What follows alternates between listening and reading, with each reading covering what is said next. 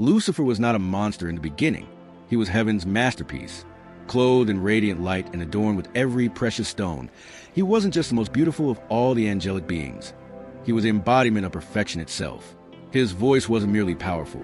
It was harmony incarnate, capable of stirring the deepest awe in the choirs of angels. His presence alone commanded reverence, not because he demanded it, but because creation itself seemed to pause in his presence. And in this video, you're going to witness, step by step, how that radiant being became the enemy of all creation, how pride can infect even the purest heart, how heaven's most glorious creation turned into hell's sovereign ruler. We will walk through his deception, his war, his fall, and his vow of eternal revenge. And by the end, you won't just know who Lucifer became, you'll understand why he still whispers in the shadows of the world today. But first, you need to see who he was. Lucifer wasn't just any angel. He was the pinnacle, a living symbol of the Creator's glory. The prophet Ezekiel described him as a seal of perfection, full of wisdom and perfect in beauty, covered in gemstones, sardius, topaz, onyx, jasper, sapphire. These weren't decorations. They were part of him. He didn't wear light. He radiated it. His every movement shimmered with purpose. Every word carried divine resonance. He was given access to walk among the stones of fire, the sacred spaces of divine presence, territory no other creature could enter. He didn't observe the throne from afar. He was there, close to the source, closer than any other being. But proximity to glory can breed a dangerous reflection. And the day came when Lucifer stopped looking at the throne and started looking at himself. That was the first fracture. It didn't start with rage. It started with a thought, a silent, poisonous question that no angel should ever dare to ask. Why not me? Lucifer had never been denied anything. He had the presence of heaven, the admiration of the hosts, the closeness of the divine. He didn't lack power, beauty, or purpose. But pride doesn't feed on lack. It feeds on comparison. And one day, as he passed by the rivers of crystal light that flowed from the throne, he caught a glimpse of his own reflection and he stared. For the first time, he didn't see a servant. He saw a sovereign. The stones embedded in his being, once symbols of reverence, now looked like the markings of king. The voice that once led worship now sounded, to his own ears, like the voice that should be worshipped. The very gifts God had given him became the evidence, in his own mind, that he was worthy of more. This wasn't rebellion yet. This was admiration, twisted inward. And that's how it always begins. Not with cry of war, but with the silent construction of a throne in the heart. A throne not made of stone or flame, but of entitlement. Lucifer began to believe he was limited, that obedience was a cage rather than a calling. He began to resent the order that had once elevated him. The glory he once reflected now seemed like it should originate from him. Slowly, the thought evolved. Why should the throne belong to another when I shine just as brightly? But in heaven, even thoughts echo, and the throne he built in silence would soon demand blood. He didn't scream. He didn't demand. Lucifer whispered, because rebellion in heaven doesn't begin with swords. It begins with seduction. And Lucifer, the once bright son of the morning, became its first corrupter of loyalty. He knew the songs of the angels. He had led them. He knew their doubts before they even took shape. So he approached them not with threats, but with questions, gentle, venomous questions that coil around their minds like smoke. Haven't you ever wondered if there's more? Why serve when we could reign? Is blind loyalty truly divine? To the warriors, he promised glory. To the thinkers, he offered enlightenment. To the restless, he gave meaning. He wasn't gathering rebels. He was awakening ambition. And in a kingdom where obedience was absolute, ambition was a foreign fire, one that burned quietly at first, but could consume everything once lit. The meetings were secret, held in the outer edges of heaven where the light grew dim and the silence was less sacred. There, among the shadows, Lucifer didn't act like a servant of God. He spoke like a visionary, a liberator, a new king, one who saw beyond the old order, one who could make them gods in their own right. We are the brilliance of heaven, he said. Without us, the throne is empty. Without us, there is no kingdom. So why should we bow? Some wept with fear, some trembled with desire, but many listened. That was the moment the heavens began to crack, not from war, but from doubt. The same doubt that had once flickered in Lucifer's heart now spread like a storm across the legions. One angel at a time, heaven's harmony was being rewritten into a different song, a song of independence, of dominion, of pride disguised as freedom. And soon, the whisper would become a roar, The silence of heaven was shattered not by thunder, but by a sword drawn in defiance. It began with a cry that no angel had ever heard before, not of worship, but of war. Lucifer no longer hid in the shadows. His wings, once woven with light, now shimmered with a darker brilliance. He stood not as a servant of the throne, but as its challenger. A self-made king, crowned by pride, followed by a legion not of rebels, but believers. They weren't mindless traitors. They were convinced that they were freeing themselves, convinced that heaven had grown stagnant, convinced that Lucifer's throne would shine brighter than God's. And then the sky broke. From the heart of heaven surged Michael, the Archangel of judgment, heaven's sword, the flame of divine justice. But he did not roar with anger. He came with sorrow, because what stood before him was not just an enemy, but a brother, one who had stood beside him in praise, one whose voice had once lifted heaven with song. Now that voice commanded armies. Lucifer and Michael collided like twin storms, not just light against dark, but purpose against pride, loyalty against ambition, eternity against rebellion. The battlefield wasn't a place. It was all creation. Stars flickered. The winds of time screamed. The very structure of the cosmos bent under the weight of their clash. Legions fell. Wings were torn. The air itself tasted of blood and betrayal. And at the center of it, Lucifer fought not like a traitor, but like a king denied his throne. His blade danced with fury. Every strike was a cry of, "I deserve more." Every wound he received only deepened his hatred. This wasn't just a battle for dominion. It was a war to redefine destiny. But no matter how fiercely he fought, he couldn't unmake what had been eternally set. And heaven, though wounded, would not kneel to pride. Michael lifted his sword once more, not with wrath, but with finality. And the moment it fell, eternity split. The brightest being in heaven was cast down, not by power alone, but by truth. Truth that no throne can be taken by force. Truth that light borrowed cannot become its own source. And Lucifer fell. His light, once majestic, now burned with the fire of rejection. A comet of rage, hurtling into the abyss he had carved with his own pride. Heaven faded above him, shrinking to a distant glow, as Lucifer plunged downward, falling not merely through space, but through hope itself. The wings that once radiated divine brilliance now twisted and charred, trailed behind like banners of fallen empire.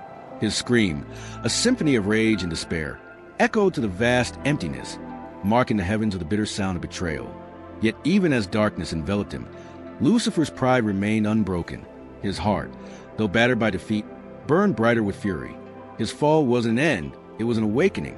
He crashed into the depths of the void, shattering the silence. The impact splintered the fabric of reality itself, sending shards of obsidian rock erupting around him. The angels who fell alongside him struck the ground in agonized waves, their celestial forms warped and fractured, their cries lost in the abyss. Lucifer rose slowly, defiantly, from the crater created by his own rebellion. He stood, for the first time, in a realm of absolute darkness, a world birthed from his defiance, molded from his pride, a barren land that whispered to him of endless possibilities. He reached out, and the shadows responded, twisting and shaping into monstrous forms, echoing the storm inside his soul. Around him, the fallen stirred, lifting their broken bodies in the shattered ground, their gazes now fixed upon him, not as their fellow angel, but as their sovereign. Lucifer ascended the jagged stones, a path rising beneath his feet, as if the darkness itself had accepted his dominion. At the summit, a throne rose from the blackness, its surface scarred by fire, obsidian veins pulsing like the heartbeat of a wounded world. Lucifer claimed it without hesitation, settling upon the dark throne as if destiny had finally revealed its true purpose. In that instant, a kingdom was born, not from divine grace, but from pride's eternal defiance. Lucifer, once heaven's brightest star, had become hell's first and eternal king. He gazed upon his new dominion and spoke, his voice resonating with terrible clarity. "If I cannot rule heaven, then I shall reign in darkness. Let this abyss tremble with our power. Let creation know that even fallen, we shall rise." His words were not merely a proclamation, but an oath, an unbreakable vow of revenge, a promise that darkness would one day challenge the light again, and that no heart, mortal or divine, would ever truly be safe from the whisper of rebellion.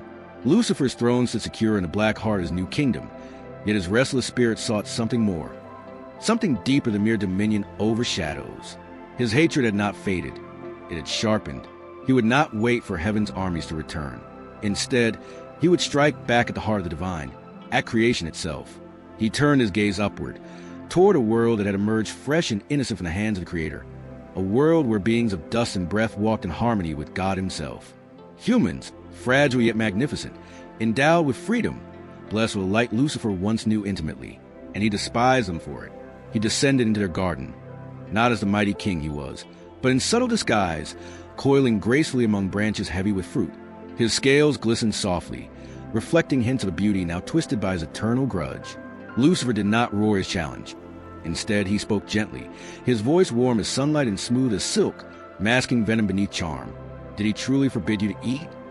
Lucifer asked softly, planting doubt with the precision of a surgeon's blade. His words did not accuse, but invited question. They did not command rebellion, but ignited curiosity. He appealed not to human weakness, but to their innate desire to reach beyond limits, exactly as he once had. Eve hesitated. Adam stood uncertain, and Lucifer smiled within his serpent form, for hesitation was enough. Doubt itself was victory. And so, he whispered again, his voice dripping honeyed promises. You shall not die. Instead, your eyes will open, and you will become like gods. You will know more, see more. Why should knowledge belong only to him? They listened. They reached. They ate. In that instant, Lucifer's poison seeped into the very essence of humanity, embedding itself deep within their souls. Innocence fractured like fragile glass. The garden darkened, and whispers of shame replaced songs of joy. Paradise was broken, and Lucifer laughed, not loudly, but deeply, because he knew he had succeeded. The war that had begun among stars had now been brought to the soil of a fledgling world. Human hearts became the new battlefield, their souls caught between shadow and light, forever torn by the whisper he had planted. Why obey when you could be more? The once pure air now carried the scent of a subtle, irreversible corruption. Lucifer returned to his throne satisfied, knowing the world above would never be safe again from the echoes of his prideful rebellion. The seed planted in Eden didn't simply stay in the ground. It spread like wildfire, carried through time by the whispers Lucifer wove into human hearts. He didn't need armies or swords to conquer humanity. Words were enough. Each whisper of pride, each promise of power, twisted the destinies of nations and forged empires from the flames of ambition and greed. Lucifer watched from his shadowed throne as kings rose and fell under his influence. He didn't force them. Instead, he gave them what they secretly desired most, the justification to seize more power, wealth, or land. He shaped conquerors by fueling their thirst for glory, inspiring them to believe that their hands were destined to hold the world itself. The pharaohs of Egypt built monuments not just to their gods, but to their vanity. Roman emperors clothed themselves in purple robes, believing their crowns entitled them to eternal praise. Lucifer didn't whisper loudly. He didn't need to. The smallest hint, the faintest nudge, was enough to ignite their desires. Every age had its whispers, every heart its weakness. He guided leaders, scholars, and priests, not openly, but from the shadows behind their thrones and altars. Under his subtle direction, nations rose against nations, brother turned against brother, and humanity learned the art of betrayal all too well. Lucifer's greatest triumphs came not in obvious acts of evil, but in making darkness seem attractive, logical, even necessary. He made war sound heroic, greed appear wise, and cruelty justified. He transformed pride into honor, hatred into justice, and selfishness into survival. Humanity, blind to the source of its impulses, believed itself free even as it chained itself willingly to his influence. Yet even amidst this growing darkness, Lucifer sensed something else, a persistent, stubborn glimmer that refused to fade entirely. For every heart he corrupted, there was another that resisted. For every empire built on tyranny, another rose in defiance. He saw that humanity's greatest weakness was also its greatest strength, its capacity to choose. Lucifer realized that the war he began was not merely between armies, nations, or even angels. It was an eternal battle inside every soul, a war defined by choice. But he was patient, for he knew every choice made in pride brought him closer to his final victory, a victory he imagined would rewrite creation itself. For millennia, Lucifer's throne rested securely in shadows, but one prophecy haunted him like a ghost, a whisper of light that refused to die. From the moment the Creator pronounced judgment in Eden, Lucifer knew that one day, someone would rise to confront him, someone whose power would challenge even his own, someone who would strike at the very heart of his dark kingdom. A seed would rise, promising ancient words to crush the serpent's head. And though Lucifer scoffed at heaven's declarations openly, Deep within, those words planted a quiet seed of dread. He knew prophecy wasn't merely prediction. It was divine declaration, a shadow of something inevitable, an event already set in eternity's foundations. So he waited, but Lucifer was never one to remain idle. In his dark fortress, he gathered his fallen legions, now hardened warriors of darkness, twisted echoes of their angelic glory. He strengthened their resolve, sharpened their hatred, and filled them with a relentless fury toward humanity, toward the Creator himself. Hell became a fortress preparing for war. He sent spies, whispers of temptation, into the hearts of prophets and kings, desperately seeking the identity of the promised enemy, watching carefully for signs. When empires rose, Lucifer carefully examined each conqueror. When prophets spoke, he listened, calculating every word, ever vigilant for the arrival of the one who would challenge him. But as centuries passed, Lucifer's fear twisted slowly into mockery. Prophets aged and died, kings fell, and still no champion came forth. He began to believe the prophecy had become little more than empty words, a feeble attempt by heaven to intimidate him. Then, without warning, a star appeared, one brighter than any seen before, its light piercing to the shadows of the world, illuminating the night with impossible brilliance. Lucifer's laughter died instantly. He knew that star. It carried a light older than the universe itself, a beacon signaling the arrival he had dreaded. Heaven had not forgotten its promise. The seed had arrived. Lucifer rose from his throne, eyes blazing with renewed fury and resolve. The time for waiting was over. The prophecy had begun to unfold, and he would not surrender quietly. If heaven intended war, Lucifer vowed to unleash the full might of hell in response. The greatest confrontation creation had ever seen was now inevitable, and Lucifer would ensure it was a battle humanity would never forget. Heaven did not descend in silence. It arrived like thunder, not the kind that rolls gently across the sky, but the kind that tears the world open. From a heart of creation came the armies of light, unshaken, eternal, and crowned with glory no shadow could dim. They came not as diplomats, but as warriors bearing judgment. The skies split, and the firmament trembled under their descent. The moment long foretold, long dreaded, had arrived. And at the gates of his fortress, surrounded by rivers of molten despair and spires forged from screams, Lucifer stood waiting. No longer a radiant prince, no longer a deceiver hidden in a garden. Now, a sovereign of destruction, cloaked in centuries of rage, his jagged wings unfurled like blades drawn from the bones of a broken world. His throne had long become a war altar, and every fallen soul beneath his dominion was now a soldier in his final gamble. The armies clashed not over land, but over destiny. Michael once again led the heavenly host, his armor glowing with divine purpose. His sword shimmered not with anger, but with justice. As he approached, he did not speak of revenge. He declared restoration. For this war was not born from hatred, but from the demand that order be restored. The battlefield stretched across realities. Angels and demons collided through dimensions, tearing through the fabric of time itself. Light and shadow danced in violent harmony, each blow rewriting the very laws of existence. Lucifer fought with a fury that only the damned could understand. His blade, blackened by the blood of ages, met Michael's in an explosion of divine and profane force.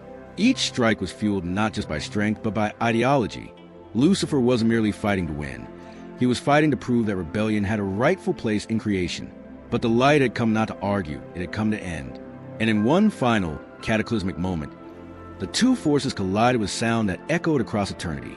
Mountains cracked, stars dimmed. The screams of angels, both fallen and faithful, rose in one final crescendo. Lucifer was cast down again, not as a punishment, but as a conclusion.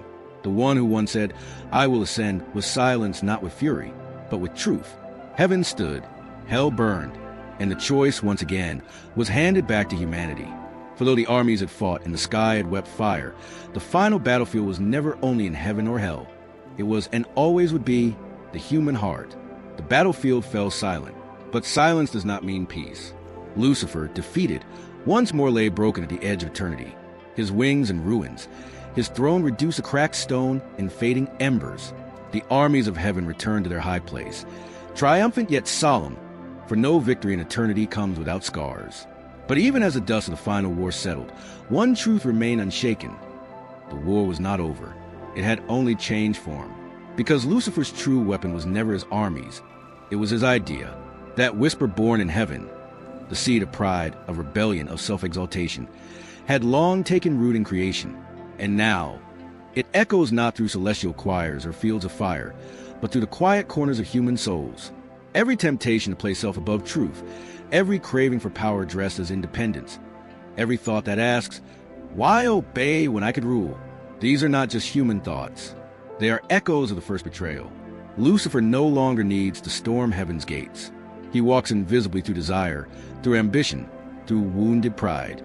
He sits at the table of kings, whispers in the ears of forgotten, and dresses rebellion in the robes of freedom. But the Creator left something behind too, a flame that no darkness can extinguish, a voice that still calls the soul back home, a truth that, once known, breaks the spell of pride.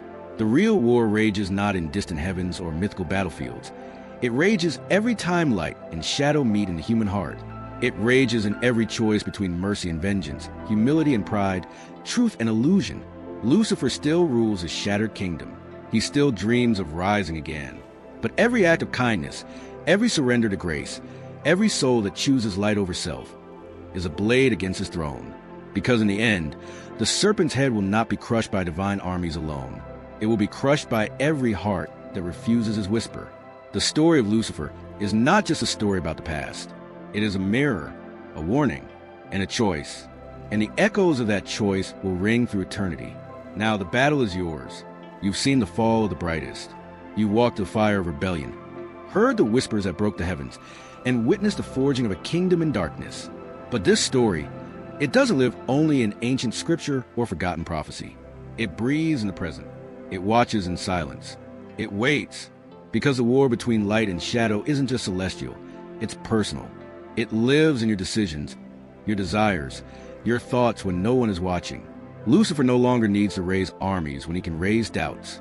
And heaven no longer fights only with angels, but through the courage of those who choose the light, even when it costs everything. So what happens next depends on you. Will you echo the pride of the fallen, or answer the call of the one who never fell? And if this journey spoke to something deep within you, if it stirred that silent awareness that the war is real and raging, then don't walk away unchanged. Subscribe to this channel, not for vanity, not for numbers, but because these stories will continue and they carry power. Like this video, if it opened your eyes to what hides behind the veil. And now, there's another story waiting, already on your screen. A revelation that continues this war, deepens the mystery, and brings you one step closer to the truth. Click on it. Keep walking forward. And remember, the brightest fall still casts the longest shadow. But even the deepest shadow cannot survive the rising of the light. We'll see you there. Until then, choose wisely.